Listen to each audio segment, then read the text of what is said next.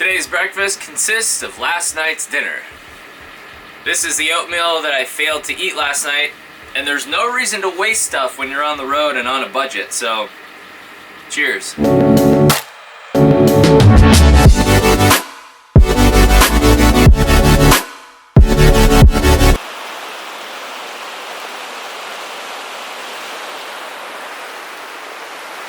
This is the rest stop where I slept last night.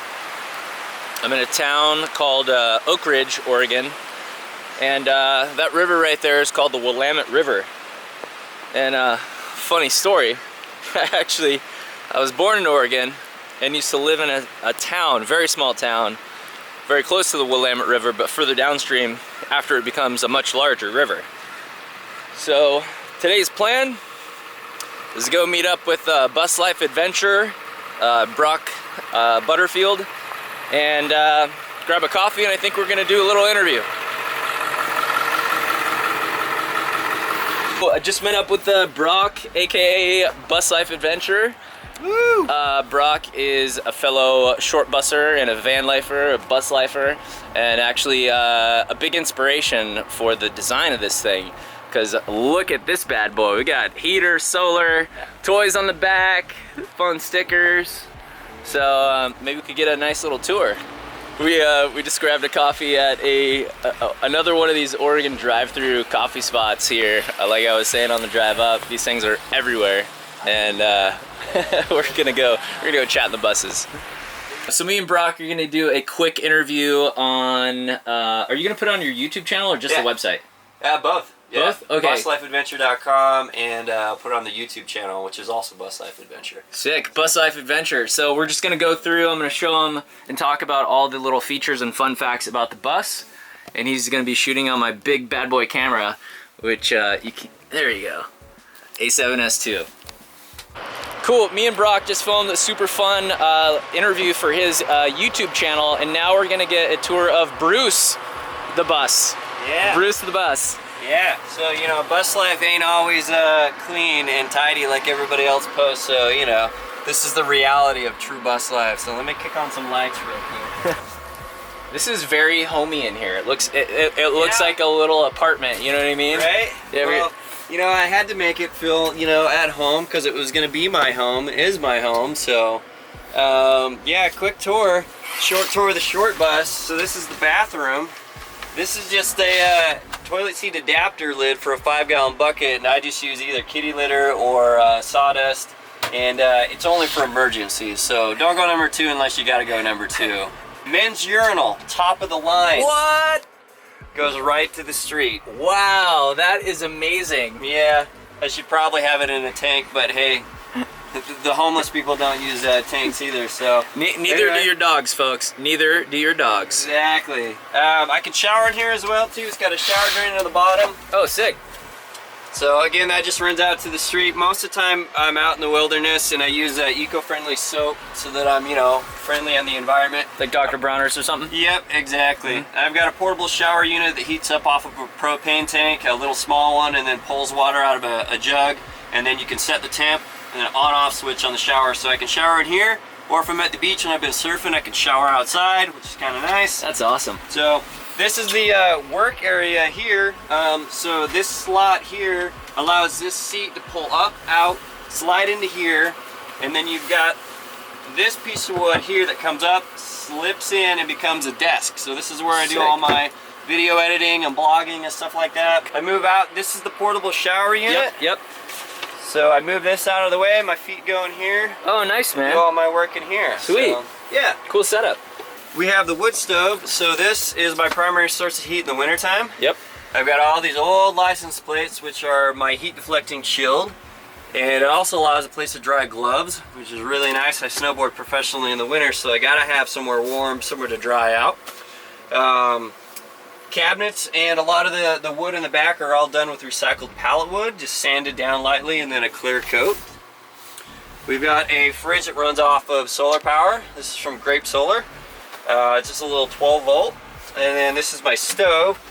This I like to keep stored this way and not permanently, primarily so I can cook outside or inside. And then I've got a quick connect here. Oh, nice. To a propane tank that's stored out on the deck in the back. So that just plugs in there and you're good to go. Nice. Obviously you'll see no sink in here. These wet wipes are your sink. These are your friend. If you live in a bus, wet wipes are crucial. That you can use them for anything besides just wiping your butt. I totally can verify for that. Yes. So the bus is wired, as I mentioned, completely for solar. I've got all these outlets throughout the bus. It's kind of hard to see, but there's an outlet there. And the top is all wired into the solar. The bottom is wired for the backup generator. It's a little Honda in case I run out of power completely or I need to power something with a lot of watts. This is the bed setup. It also converts into a table. So this is your tabletop here. Oh, nice. So it just pops up on a center pole just like an RV does. Yep. And then it becomes a table, but this is memory foam, much like Jack's. Memory foam in his bus is very nice, very comfortable. And I can sleep 2 more in here if I want. So 2 here, and then these notches that are here. There's cots that roll out and slide into the notches here, and then you can sleep 2 more. Oh, cool. So yeah, now I can sleep, 2 more people up top here if I want. So the bus, is designed to sleep up to 6 people if we need. 2 on the bottom, 2 up here, 1 on the floor, and then we have another cot that can run from there into the bathroom. That's why you see this here. Oh yeah. That's for another cot. So cool. We slept 6 guys in here for 4 months during the winter. I still love all those guys. It took a while for me to come back around and love every one of them, but I still do.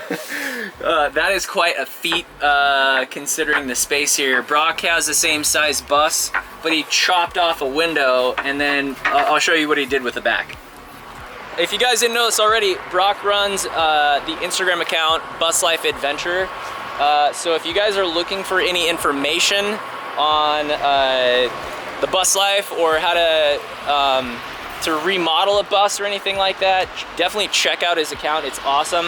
It has like the best of the best on Instagram on there. So what do we got going on back here? Okay, so the bus originally used to be this long. So I cut a whole window section out of the bus. You can see they're in these nice sections here. So I cut it out, reattached it, moved the hole back in, reattached, and that left 4 feet of frame to weld onto and extend. Now the problem I had was the frame on this bus is a half-ton pickup truck frame. It's a C-channel frame, so not a fully boxed-in frame. The frame bent on us. So we had to cut the whole thing off and start over again. No! We boxed in the frame, and then we added these triangular bars to distribute the weight to the middle of the frame, as well as some cross triangulation there to give it structure. So now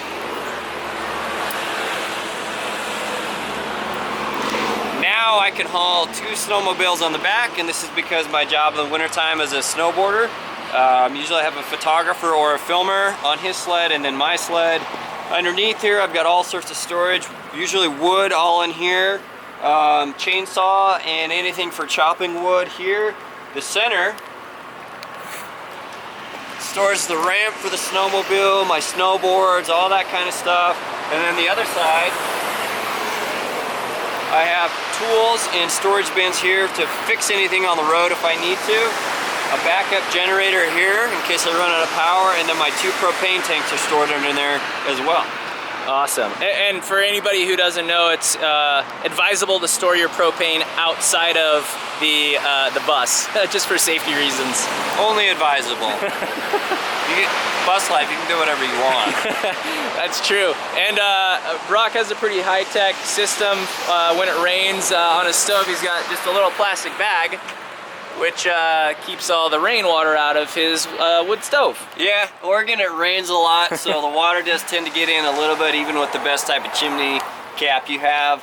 But I found that the chimney cap I use is the best for driving down the road if you've still got a fire that is about to go out, hasn't fully gone out. That'll prevent the wind from coming in up to 70 miles an hour and blowing ash through your whole bus. That makes sense, yeah. Yeah. This is a very unique thing. It's really hard to find buses that have 4-wheel drive. This is a Quigley 4-wheel drive conversion that happened right from the factory when the school district bought it in Buffalo, New York. It's just got locking hubs. So it helps out a lot in the wintertime if I'm in a spot where parking lots, you know, I gotta get out, I gotta traveling across a mountain pass and I want more traction, put it in 4-wheel drive. It's great to have, it's very hard to find. All right, so Brock graciously invited me over for a shower. And since showers are few and far between, I'm definitely gonna take him up on that. So if anybody is out there and I'm passing through your town and you wanna hang out, I should say, and grab a coffee or whatever, please invite me over for a shower, because I probably need one.